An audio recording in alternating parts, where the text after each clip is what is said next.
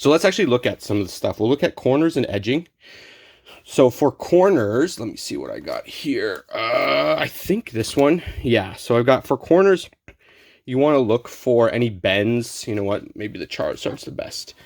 So any bends, small bits of whitening, making sure and you want to make sure to look at the front and the back. Before I wrote this, I actually added in one other part, but yeah, you want to see if there's any damage. Obviously, this is a 2, so this is pretty beat up, a pretty beat up Blaine's Charizard. But you can also get small whitening. It's a lot easier to see the back on the corners than on the front, the whitening, but you can see it there, right? See that? Yeah. Yeah, you got some whitening there as well. I tip, if you really can't see it, is usually to use a white background. That'll show off any imperfections on the sides. White or black? Sorry. A black background. Black, okay. Sorry. No, that's okay. I actually Where's totally the missed the color. I took this one. Normally, this is an issue with older cards, just because of the way they're printed. But silvering is also another. It's a term that they use for like when the holographic bleeds onto the edging.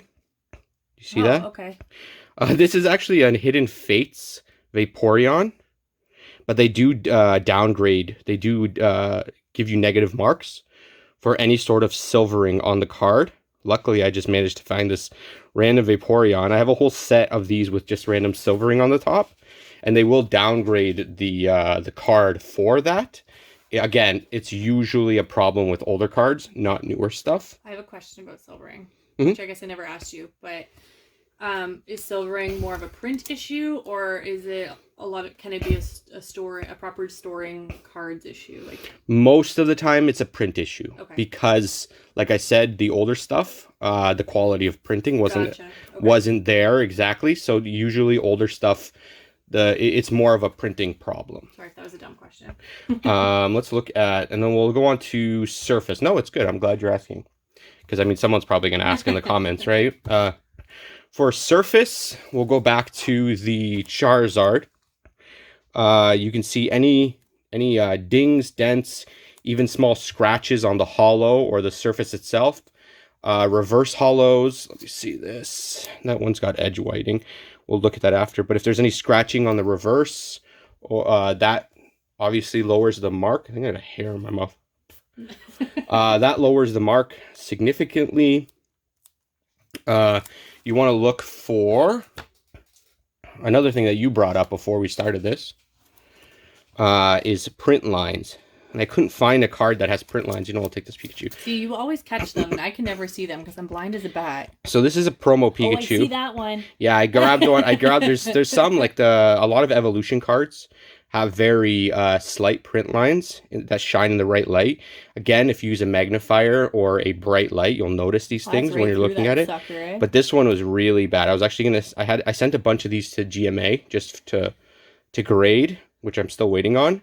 And I had to like really look through these because there's a lot of them had that big print line across. Really? Yeah. It could also be because they were set in blisters. Okay. And it could have damaged them that way, but I honestly think that's just how they were printed. Okay. That downgrades the card for sure. A lot of older cards, again, it's like the silvering. Yeah. It's because of poor print quality, and that's why the older WotC stuff, higher grades garner more money, because sometimes even it's so hard to print. Like, I have it here, but the Kangaskhan, it would take too long for me to take it out. The Kangaskhan from Jungle, it's such a hard card to get graded. Okay. Because of the way it was printed. There's always so many print, like usually you will always get some sort of print line across. So it's notorious for print line? That's right. So a high graded Kangaskhan will usually go for a little bit more, like a 10, because it's so hard to grade. Like a first edition Jungle Kangaskhan. Don't start selling all your regular unlimited Kangaskhan's for a ton of money. So the last part we should look at is centering. So centering is how centered the card is to the cardboard. Let me see what I have. That's why I took this one. This was from a recent video we did. Is that one out yet? I don't think it's out yet, but it'll be out, I think. It'll be out soon. I think this week. Yeah, this weekend it's going to be next. out. I got a couple of videos coming out this weekend. As you can see, if you're looking at the centering, this one's usually the hardest for people to take a look at and notice. Oh, I see. Yeah, do you see that? The top to bottom. That's right. So most people will miss this and they'll submit and won't understand why their cards came back like a 9 or a 9.5. An easy way to look at this is look in the corners. If you see that the corner, that the top and the bottom, if the top and bottom are thinner or thicker compared to the left or the right, as it is right here. You can see that? Top corner too on the right. Yeah, it's very obvious. It's actually a lot more obvious on the back. Oh. Yeah, do you see that? Yeah. It's almost crooked too. It's yeah. A little bit crooked. It is a little bit crooked. That's right. I didn't even notice that now. But yeah, so if the centering is off, that will also downgrade the card itself. Cards like, that's why I grabbed these. Cards like Full Arts, GXs, VMAXs, V cards are harder to take a look at centering. Stuff like this, where the line is, it's very hard to see if your card is centered or not. And you really want to look at those corners. This is because obviously, it's a little obvious, right? Full art. Yeah, the artwork protrudes right out of the card. Something like this. They have most grading companies have like a utensil or whatnot that a tool that they utilize to see centering. Okay. So stuff like this is very hard to see if it's centered properly.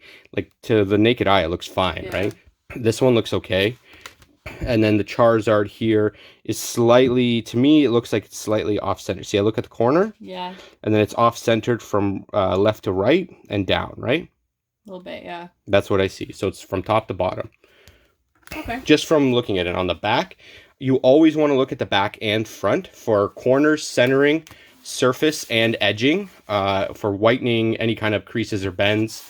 A quick tip, I don't think I mentioned that, is that basically if you have a single crease on the card, oops, there goes my Nidoqueen. If you have a crease on the card, let me see if I can get it, yeah. If it's a smaller crease and the rest of the card is pristine, it's already almost, at least with PSA and Beckett, I believe it's already almost at a 5 or 6. Gotcha. So you won't get any better than that, even if it's a creased card.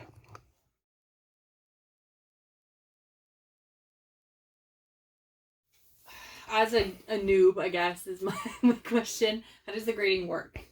The typical grading scale for most companies is 1, which is a poor, to a 10, which is a mint. Is it 10 scales for everybody? Usually, yeah. So with BGS, they do, it is a black label 10. It is a black label 10, which is 10s from centering, edging, surface, and corners. Everything has a 10, so that's absolutely pristine. Again, it's very difficult. It depends on the grader, which will be my next. This will be a nice segue for this. It's really dependent on the grader and getting a 10 or a black label 10, if I'm being completely honest. Chalk it up to the human factor. Yeah, so some companies may vary on the scale, but in the way they are graded. Yeah. But they all use almost the same exact 1 to 10 general labeling. Okay. Yeah, exactly. That's it. So why the discrepancy? That's basically, I'll segue into that already. So as much as people would like to believe differently, while these graders are trained, card grading is largely subjective, and not just between companies, but between graders within the companies themselves. Anytime something is done by a person or human, we have to take into account human error, right? Yeah. Like we can't just assume that some sort of machine is grading these cards. The person could be tired. This could be his 10,000th card today or 1,000th card today, and he just missed something. And now suddenly your card is an 8 or a 9 or a black label 10, right? Especially when you get from like 9.5, 10, and black label 10. It's a very gray area with Beckett in that sense, at least to me anyways. So in that aspect, most of the time you're paying for the name itself and not so much the grading quality. Again, this is not to say, because I'm going to get reamed out in the comments, I'm not saying that SGC grades any better than Beckett or PSA, which they may have a better process. I just don't know, and there's always that human error factor. For any kind of grading company, even PSA, I've seen a ton of mistakes, especially with the amount of cards that they get in every day. Well, and you're not watching them graded either, so like you're not physically there while they're exactly your cards. So exactly. You really can't say, but it is a human decision. So a quick tip for that, I want to just do a PSA that raw cards that are not graded cards. No matter what someone who is trying to sell you a card says, a pack fresh can come back an 8, a 9, or a 10, maybe even a 7, depending how bad the damage to the pack was, or the cards inside. There could be print lines, there could be off-centering, there could be old whitening from older cards. That all gets factored in, so you can't, anytime, don't let anybody, basically what I'm saying is don't let anyone try to bully you into paying graded prices for a raw card when that card hasn't been sent to a company to be decided. When it's not necessarily verified, right? Like, yes, exactly. And you can't see it. Okay. And so, just one more thing. Again, different. A 4 doesn't always equal a 4. A GMA 4 doesn't equal a PSA 4 or a Beckett 4 because of how they do the different grading processes. So that's what I was trying to get at before. I just wanted to reiterate that. So they still are different 4s, especially because it depends on the company. Yes, they just label the same way.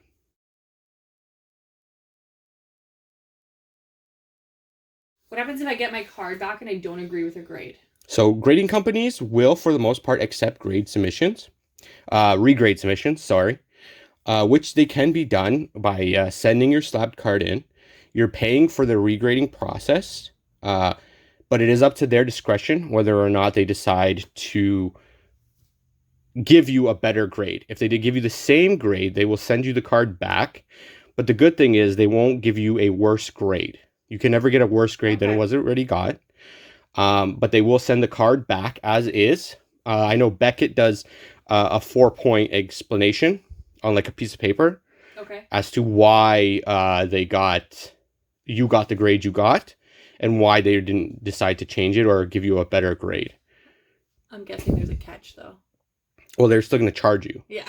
You don't lose, you're going to lose the money, but at least you have the peace of mind that your card won't get a worse grade. So there's that. So I did want to do a quick tip for this. Some people will remove the cards out of the slabs and then resend them in to try and get a more honest regrade, right? Okay.